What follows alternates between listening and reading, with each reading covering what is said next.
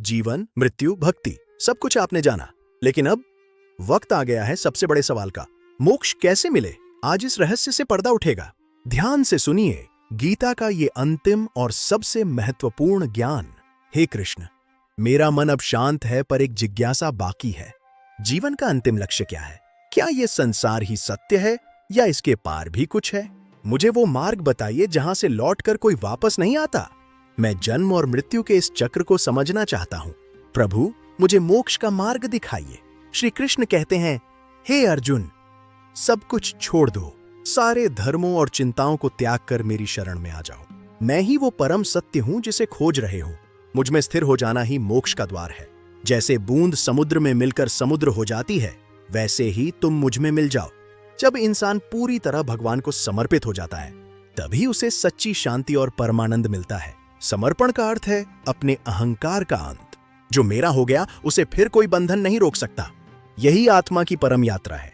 श्री कृष्ण वचन देते हैं, मैं तुम्हें सभी पापों से मुक्त कर दूंगा। डरो मत, मेरी शरण में कोई भी नष्ट नहीं होता। तुम्हारा भूत, वर्तमान और भविष्य सब मुझ में सुरक्षित है। तुम शुद्ध हो, तुम दिव्य हो, तुम मेरी प्रिय आत्मा हो। हर पाप और हर भय से मुक्ति ही तुम्हारा सत्य है। मोक्ष का रास्ता भक्ति, ज्ञान और कर्म का संगम है। कर्म करो पर फल की चिंता मत करो। ज्ञान से अज्ञानता के अंधेरे का नाश करो और भक्ति से अपने हृदय को शुद्ध एंड निर्मल बनाओ। यही संगम तुम्हें मोक्ष के शिखर तक ले जाएगा।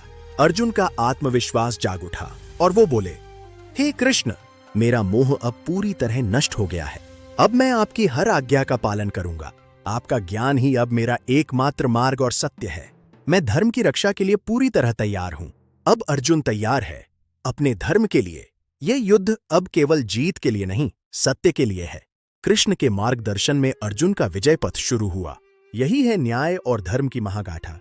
जब इंसान भगवान पर विश्वास करता है, तो वही उसका सबसे बड़ा सहारा बनते हैं। यही है गीता का सार। शांति और प्रेम ही अंतिम सत्य है। ये ज्ञान आपके जीवन को नई दिशा प्रदान करेगा। अगर आपको श्री कृष्ण का ये ज्ञान जीवन बदलने वाला लगा, तो लाइक करें और कमेंट में जय श्री कृष्ण लिखें।